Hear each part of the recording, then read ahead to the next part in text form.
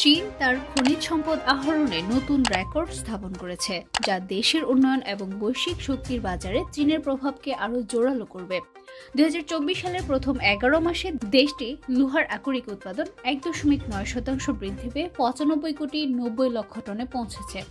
এর মাধ্যমে চীন পৃথিবীর অন্যতম বৃহৎ লোহার আকরিক উৎপাদনকারী দেশ হিসেবে তার অবস্থান শক্তিশালী করেছে।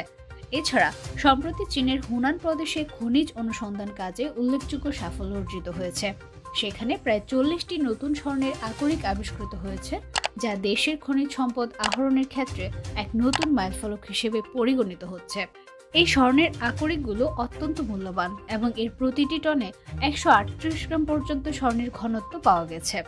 খনিজ বিশেষজ্ঞরা ধারণা করেছেন যে এই অঞ্চলে মোট মজুদ হতে পারে 300 টনেরও বেশি স্বর্ণ।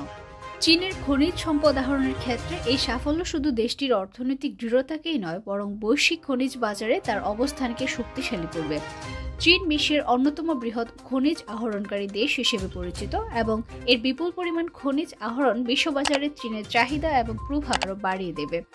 বর্তমানে চীন তার খনিজ সম্পদ থেকে এক বিপুল পরিমাণ উপার্জন করছে, যা দেশের শিল্প ও নির্মাণ খাতে এক বিশাল শক্তির উৎস হিসেবে কাজ করছে। বিশ্বব্যাপী খনিজ সম্পদের দাম বৃদ্ধি পাচ্ছে এবং চীন এই অবস্থায় সঠিকভাবে পরিস্থিতি মোকাবেলা করতে পারছে।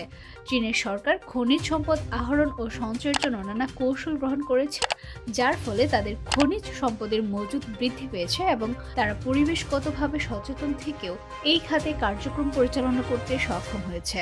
চীনের এই নতুন সাফল্য তার ভবিষ্যৎ শক্তিকে আরও দৃঢ় করবে এবং বৈশ্বিক বাজারে দেশটির নেতৃত্ব প্রতিষ্ঠা করবে। খনিজ সম্পদ আহরণের ক্ষেত্রে চীনের নতুন রেকর্ড একটি যুগান্তকারী পদক্ষেপ, যা ভবিষ্যতে বিশ্বের অর্থনৈতিক এবং খনিজ বাজারে উল্লেখযোগ্য প্রভাব ফেলবে।